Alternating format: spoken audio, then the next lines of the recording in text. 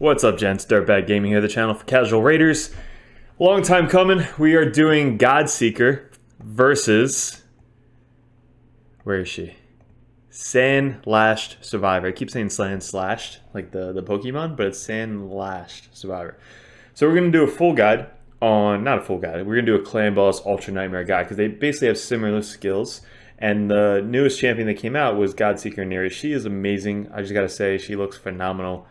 Awesome looking champion. She's got the one archangel dude on her shield, which is really cool aesthetic. Looks just awesome. She's got the scars on her face. Like, she's really badass looking. And then you have SANLASHED, which is like, I always call her the yelling orc because that's like her picture, but she's like the Orkai, female Orkai captain chick. So first, let's go over.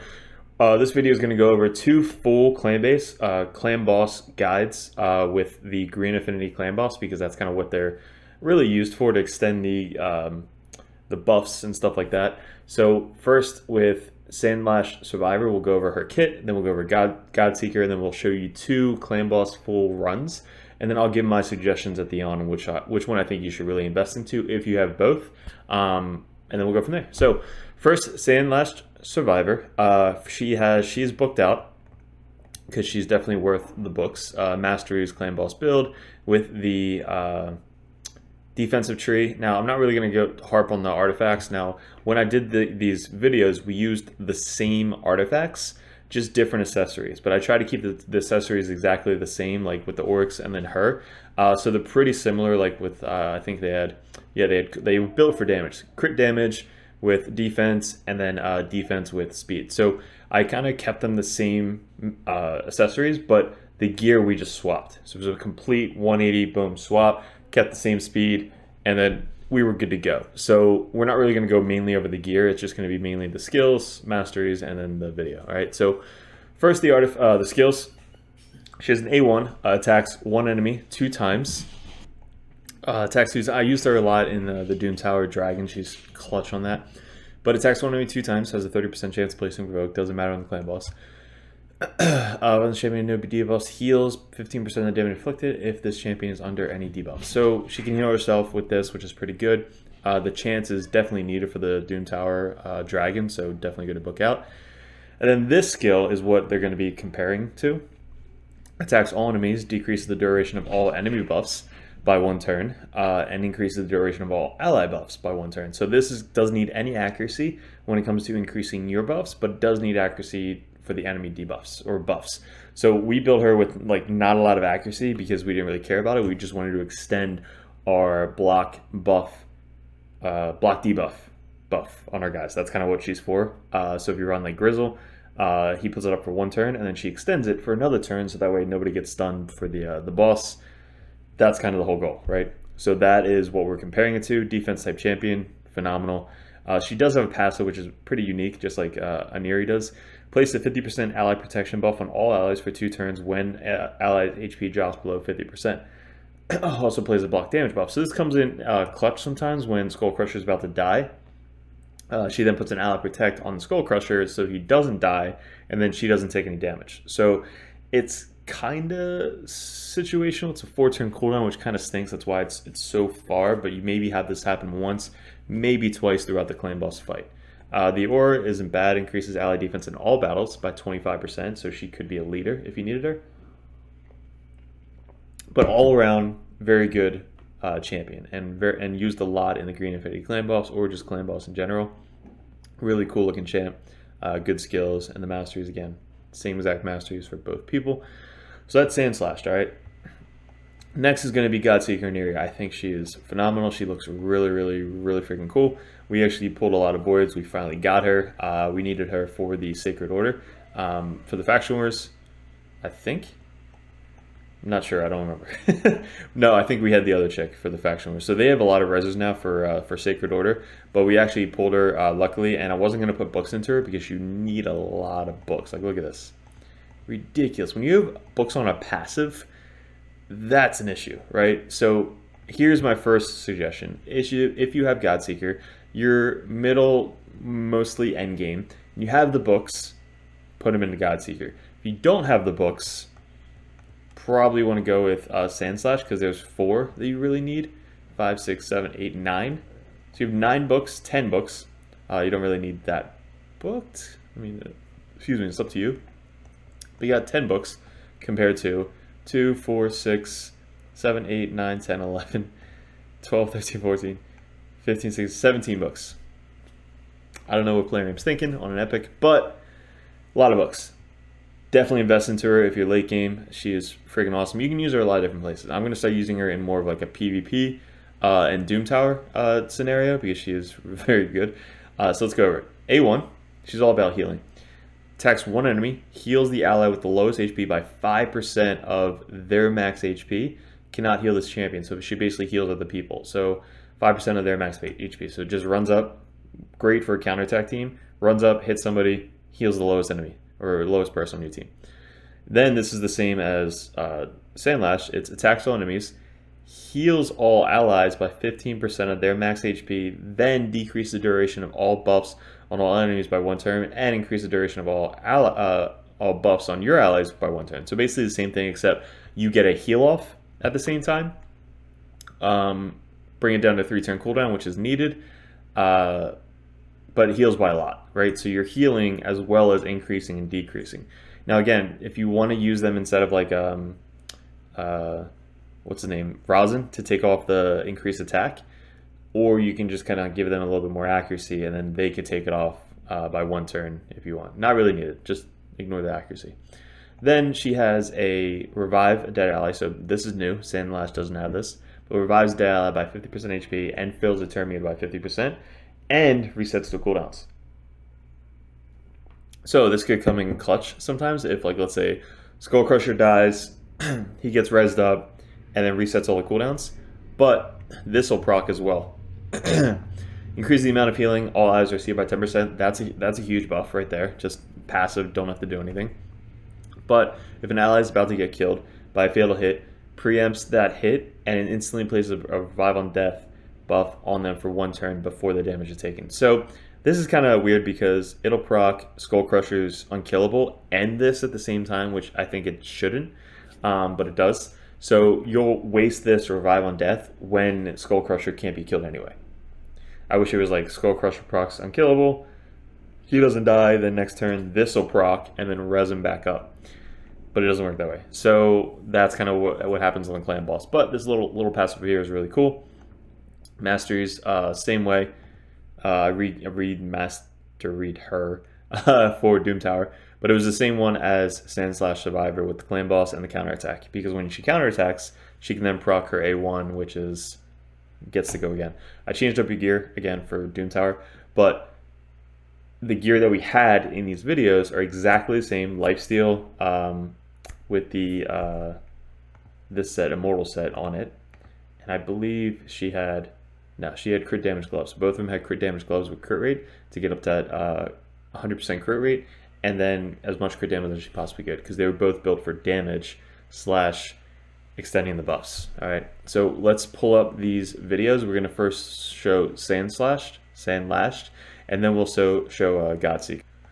All right, so this is the team, right? We used Sepulchre Sentinel to put up the block debuffs. We used Bad L to cleanse stun if anybody got stunned, and then we used Draco for poisons, Skull Crusher, and SANLASHED. All right, so we used the same exact team. We just switched out SANLASHED for GODSEEKER, and we'll run them both at the same time. So what I'm going to do, I'm going to play the full video. It's going to be a little bit longer video, right? But you can fast forward if you need to, but at least you get to see the full fight for both people. And then at the end, we'll talk about what I suggest, what we learned, and kind of what we saw from the videos. So enjoy.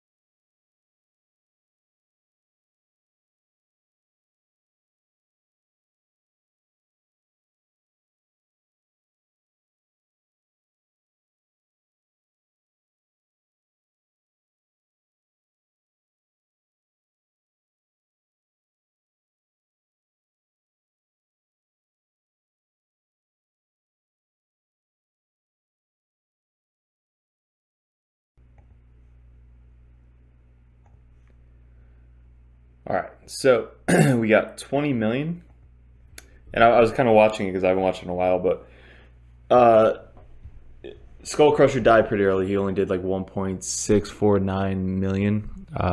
Sepulcher did 2.5, but Sandlash did 3.8 million, which isn't bad, right? For an extender, she hits pretty hard. She was hitting for like 45 million. She hits twice, so like 90 million without including the extra procs. But she did about 1.1 million heals, I guess, from her lifesteal, and not bad, right? So if we kind of, I think there's one point in I should have manualed it where she extended the buff too early and didn't really extend the whatever buff, but that was full auto. Kind of went in, just autoed it, and then boom, good to go. So this could be like a 3 to 4 key, obviously, match. You want to get up to about 23 million.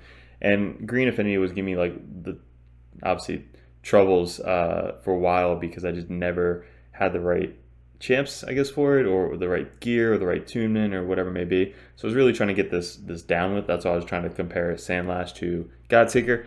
So that was the first one. All right, so notice write it down, 3.85 million, so almost 4 million. But look at the damage, and then we lasted 5 minutes 24 seconds. All right, so let's now play the Godseeker, and then we'll compare it at the end. I'll give you my suggestion once we finish that. Okay, and here's the Godseeker, same setup, just took out Sandlashed, exchanged the gear with Godseeker, and then kind of put her in, and then just hit play. I think we set up this one. I'm like looking at the thing over here. There you go, now it's on auto. So now we are full auto. Let me take myself off, you guys can watch it, and then we'll come back at the end.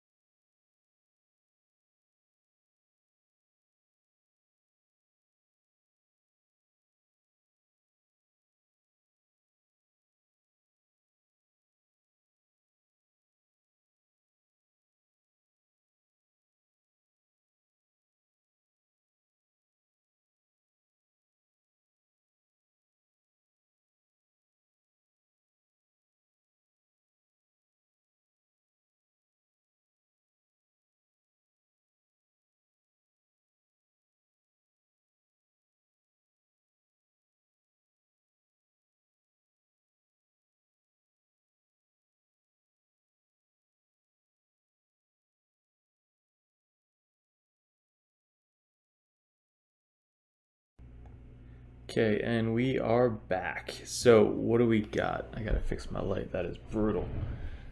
It's like so bright. Okay, we got 22.89 million. She did 5.1, so it's almost 2 million more than SANLASHED. I guess a million more, almost like a 1.3, whatever the math is, more than SANLASHED. We lasted a little bit longer, about a minute longer. She did about the same, Draco. So just look at the heals. She did 2.4 million, almost as much as Bad Hell. But at the very end, she had Skull Crusher res back up with her passive. So he died, res back up, and then he was able to go one more turn, which could be, an extra million on top of that. But that was GODSEEKER Unm, same gear. Now, she hit real hard. She hit like 107,000 plus the War Master procs, like on her A1s, and she's healing every single time she does that. So really cool. All right, so let's close out of this. Okay, so now here's what you have to do with GODSEEKER or SANLASHED. I'm sure there's tons of videos on both of them, but you want to make sure that they're going behind Skull Crusher. So you want them to go essentially last on the team. Because when they place the buff, you want them to extend it, but you also want them to extend the counterattack on the Skull Crusher as well. So you want them to go literally last. So their speed was like Skull Crusher, and then they were one more speed. So they were probably 191 speed, and Skull Crusher was like 192 speed. And you don't want any turn meter buffs like in their Masteries. You want to make sure that everybody's the same exact turn meter. You don't want any manipulation with that. So everybody stays exactly the same tune for the clan boss. My final thoughts. I think, honestly, again, depending on where you're at in the game, if you have SANLASHED built, ready to go, 100% user. I would not change for GODSEEKER. You'll get the same playstyle, same everything with SANLASHED. If you are late game and you have a lot of champions, you have a lot of books, you want to play around people, 100% I would switch to GODSEEKER. She is a phenomenal champion. She heals a lot more in the clan boss, and you'll survive. I'm sure you have better gear than I do, but you'll survive longer, and she hits really hard for the clan boss as well, as you saw. But yeah, I would definitely use her 100% in the clan boss over SANLASHED. And that gives you SANLASHED to go do other stuff. Like if you want her to do strictly PvP, resistance team, defensive team, go second team, whatever team you want, they both play the same role. You can do GODSEEKER in that role, or you can do SANLASHED in that role. I think GODSEEKER would be really good on a PvP team. I think SANLASHED would be really good on a PvP team. I was kind of torn between this, but after looking at the video, after doing like, the comparisons, same exact gear, I would choose GODSEEKER over SANLASHED Survivor if I was late game. If I was beginning, middle game, the book requirement, 100% I would go SANLASHED. So again, depending on where you're at in the game, but I do like GODSEEKER a lot, not a lot more. I like her more with what she does for the clan boss. But again, I am more like a PvP type guy for this game, so I would go GODSEEKER 100%, relentless, all the resistance in the world. She hits really hard, like in a PvP team. SANLASHED, same thing. They're both very similar, and they both hit hard, and they both do what you want them to do. So that is my suggestion. Is I would go. That's my talk. I would go GODSEEKER #1 for late game. I would go SANLASHED #1 for early to mid game. And my overall, I would say they're pretty similar, pretty tied. But I give it to Untitled GODSEEKER, I think, is #1 if you have the books. So guys, hopefully you enjoyed it. Hopefully this helps you out at all, make your decision. If you have both of them, you have a level of both of them. If you have the books, go with the GODSEEKER. If you don't have the books, go with SANLASHED. And just hope that you roll the 3-turn A2 for her faster than all the other ones, because you don't need this for the clan boss. You just need this one, and this one you don't really need. It's just a bonus. But if you get 4 books and you just book her out, boom, you're good to go. Don't have to do anything else. So guys, let me know in the comments below who you picked, who you're using. If you are using any of them, I actually stopped using them for my clan boss because I switched to Doom Priest, so I don't have to extend the buffs anymore. We just went with the Doom Priest and added an extra DPS into it, and we switched out Alton for our lead. but I think we got Vizier just to extend the buffs. That's kind of why we pulled it. So I switched a couple weeks after, once we got Vizier, and then we switched out to 2 key and 3 key the clan boss. So guys, again, appreciate it. Go DirtBag Nation if you haven't joined the guild. We are recruiting. DBN 5 is our name. We are about to do the clan vs clan in 8 hours, so I'm hyped about that. But hit subscribe if you're not subscribed already. And join the Discord so you guys can ask us questions and we can talk crap on Plarium. Just kidding. But guys, appreciate it. Good luck. Enjoy the rest of your week. See you in another video soon.